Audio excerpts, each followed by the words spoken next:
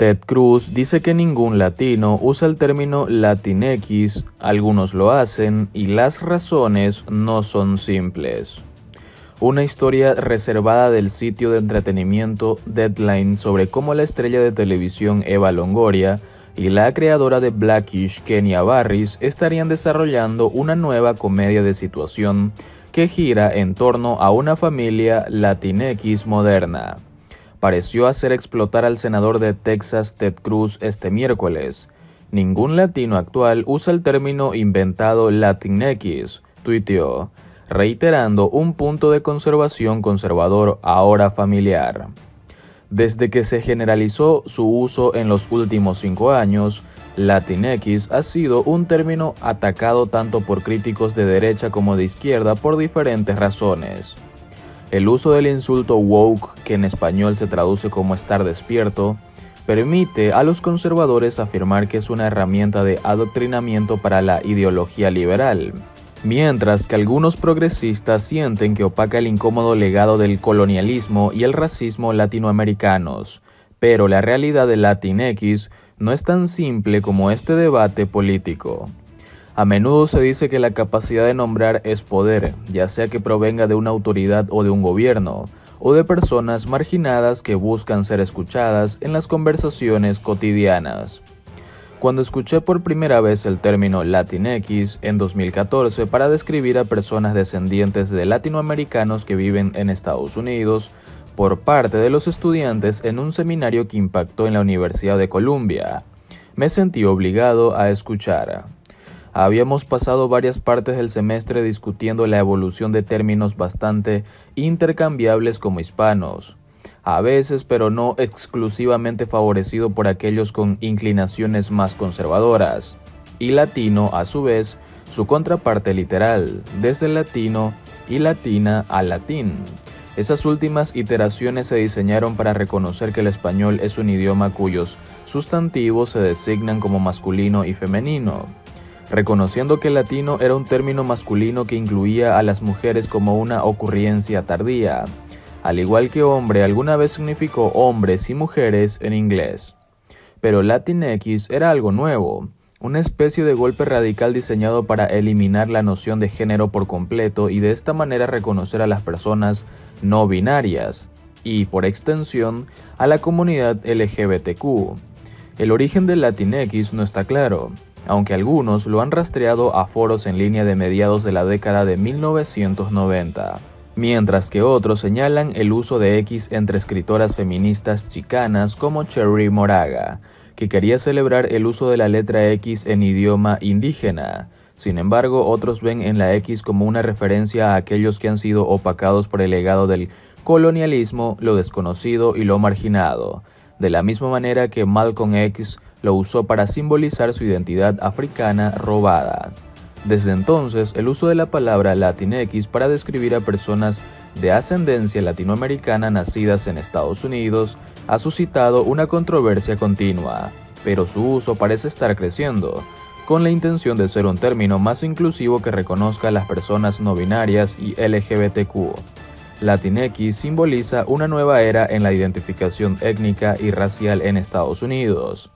Según Google Trends, el interés de las búsquedas web del término Latinx durante los últimos 5 años ha aumentado significativamente, alcanzando su punto máximo en septiembre del año pasado, muy probablemente por el mes de la herencia hispana, en donde las búsquedas aumentaron un 88% en California, el estado más poblado de latinos del país. Latinx refleja el deseo de que la gente más joven quiere ser escuchada. Si bien un estudio de Pew Hispanic realizado en agosto pasado mostró que solo el 3% de los encuestados preferían el término, el 42% de los jóvenes entre 18 y 29 han oído hablar del término y el 14% de los que son mujeres lo usan. Esto probablemente explica por qué Longoria y Barris optaron por usar el término en el anuncio de la nueva serie derivada. Sin embargo, el término está lejos de ser aceptado universalmente, ya que está siendo atacado tanto desde el lado conservador como desde el progresista. Algunos hispanos sienten que el término es una imposición externa del inglés, difícil de pronunciar en español, cargado de valores liberales estadounidenses, mientras que otros sienten que es un término académico elitista que la gente trabajadora no quiere usar. Otros, alimentados por una creciente conciencia de las tendencias en contra de las comunidades negras e indígenas de las culturas latinoamericanas, sienten que términos generales como Latinx, latino, hispano borran sus identidades únicas. La idea de que Latinx representa una imposición de la cultura estadounidense al idioma español o alguna noción de cultura latinoamericana parece perder su credibilidad cuando se considera la asombrosa variedad de palabras en inglés que se han vuelto de uso común en América Latina de habla hispana. No hay indignación cuando los latinoamericanos usan palabras como brunch y hipster. Y todavía recuerdo escuchar a los residentes de Buenos Aires, Argentina, referirse a sus salas de estar como a living, a principios de la década de 2000. La palabra Latinx parece ser difícil de pronunciar, pero nadie en mi familia dominada por el español tuvo dificultades con una palabra como Kleenex cuando era niño. Tal vez sea la E faltante. Algunos hispanohablantes prefieren usar el término latín, que cumple la misma función de desgénero del término mientras prescinde de la aparente carga visceral de X, que genera una reacción emocional entre tantos detractores. La objeción del uso de cualquier forma de latino o latinoamericano porque esas palabras representan el legado del colonialismo español o europeo continental tiene más validez, particularmente en este momento de ajuste de cuenta racial. Los mitos no oficiales de la democracia racial utilizados en varios países latinoamericanos emplean una aceptación de la mezcla racial que a menudo sirve para categorizar la identidad y la cultura negra e indígena, a favor de su subordinación a los valores europeos. El crecimiento de movimientos que exigen el reconocimiento de las personas negras e indígenas de ascendencia latinoamericana ha llevado a otro término, BIPOC, que se refiere a las personas negras e indígenas de color. Por otro lado, quienes se vacunaron con 2 dosis de Pfizer o Moderna tienen un 94% de posibilidades de no ser hospitalizados por COVID-19. Así lo determinó un estudio de los Centros para el Control de Enfermedades de los Estados Unidos. El porcentaje entre quienes recibieron una dosis fue del 64% para las personas mayores de 65 años. Los Centros para el Control de Enfermedades de los Estados Unidos, CDC por sus siglas en inglés, publicaron este miércoles un estudio que concluyó que quienes se vacunaron con 2 dosis de las vacunas contra el COVID-19 de Pfizer o Moderna, las 2 más usadas en el país norteamericano, tienen un 94% de posibilidades de no ser hospitalizados como consecuencia de la enfermedad. El porcentaje entre quienes recibieron una dosis fue del 64% para las personas mayores de 65 años, quienes tienen mayor riesgo de padecer cuadros graves. El estudio se basa en los resultados de los ensayos clínicos sobre 417 adultos hospitalizados en 14 estados de Estados Unidos entre los meses de enero o marzo.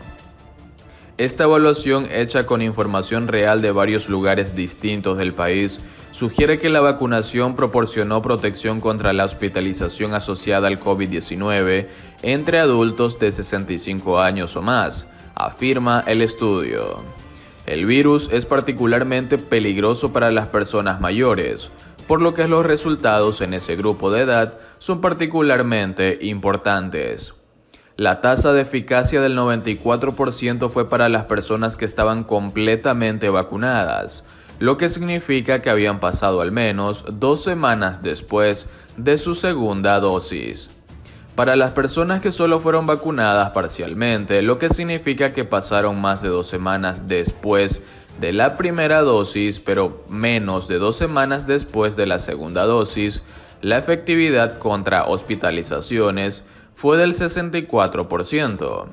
En particular, no tuvo efectividad significativa la vacunación en las personas que se contagiaron menos de 14 días después de su primera dosis, lo que demuestra que se necesita algo de tiempo para que la protección se active y que las personas no deben ignorar las precauciones de inmediato.